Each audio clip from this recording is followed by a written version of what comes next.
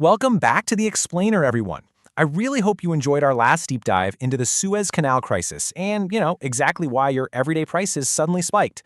Well, today, we're taking that global logistics thread and bringing it a little closer to home.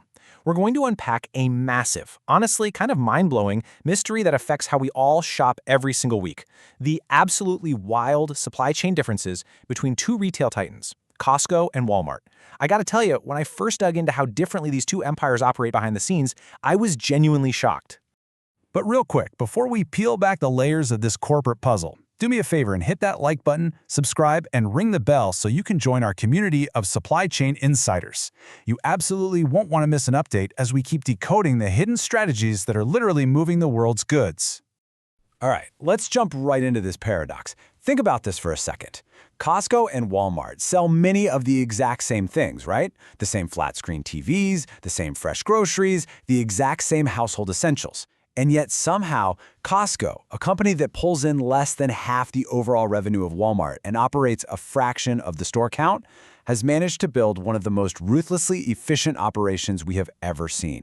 How on earth do they pull that off? Like, how does a company offering so much less actually achieve so much more? To understand that, we have to look at their totally opposite game plans. Walmart's strategy has pretty much always been maximalist. Serve everyone, everywhere, all the time. Your typical Walmart supercenter is crammed with over 100,000 different products. They want to be your ultimate one-stop shop for everything from a brand new bicycle to a gallon of milk. Costco, on the other hand, they deliberately restrict your choices. They run this incredibly stripped-down, minimalist model, offering only about 4,000 unique items, or what the industry calls SKUs. 25. That is the magic number here. Costco carries roughly 25 times fewer products than a typical Walmart supercenter. Just imagine walking into a massive, sprawling warehouse and 96% of the items you're used to seeing are just gone. Poof. That isn't just a minor tweak in how a store arranges its shelves, it's a fundamentally completely opposite way of looking at the retail universe. Because you see, while Walmart's core question to its supply chain team is constantly, hey, what else can we cram onto our shelves? Costco is relentlessly asking the exact opposite. What can we remove? Why? Because every single additional product creates complexity.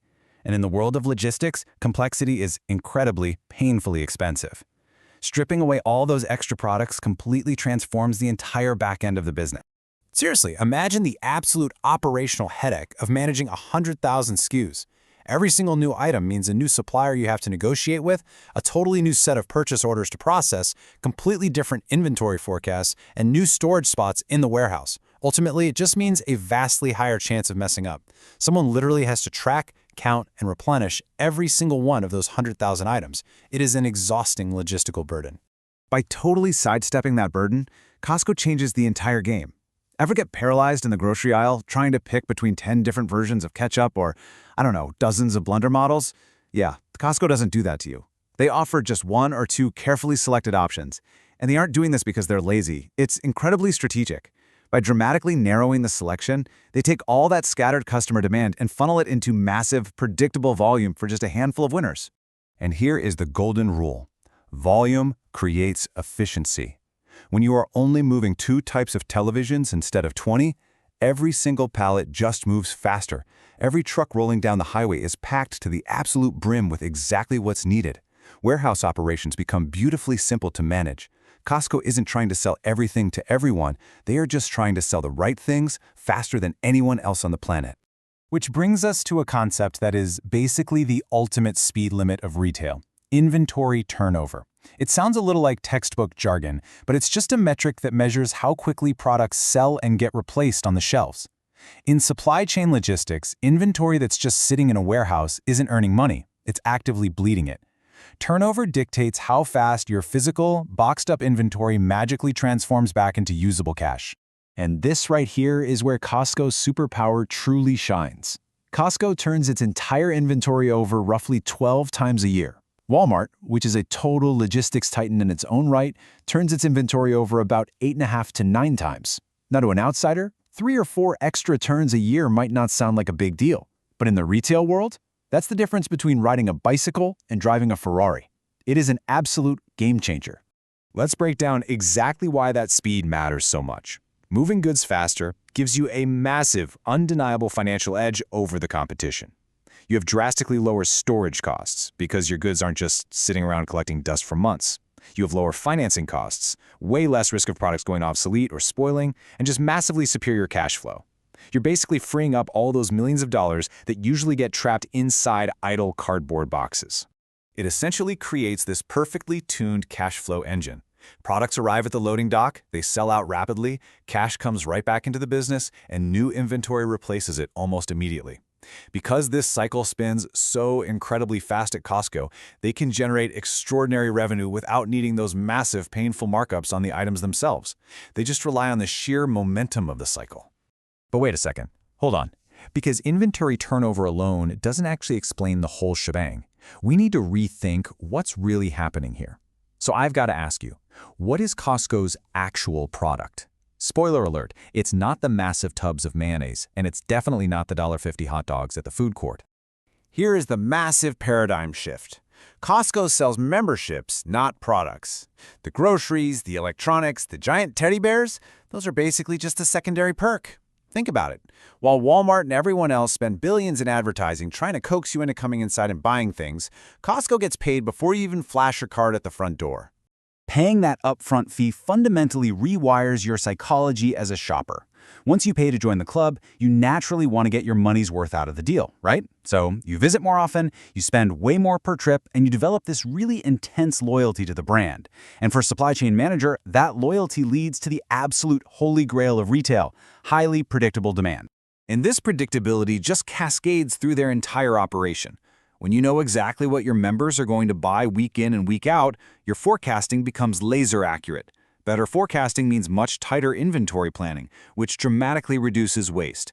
It's a continuous loop that constantly drives out inefficiencies, making their supply chain sleeker and more profitable every single day.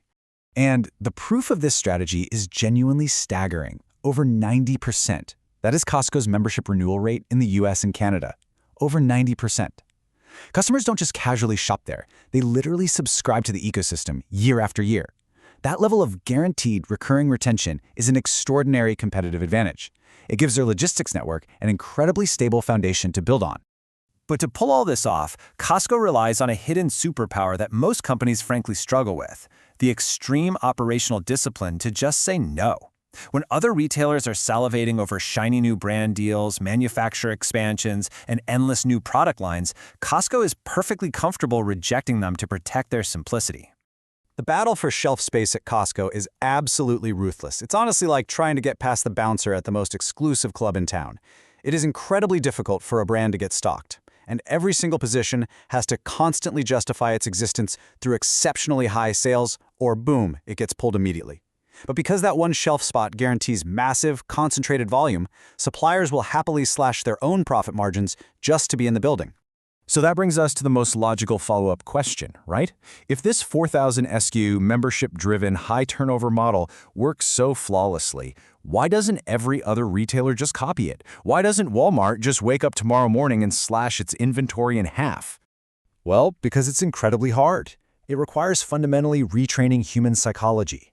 Most retailers have spent decades teaching us to expect endless options and unlimited variety.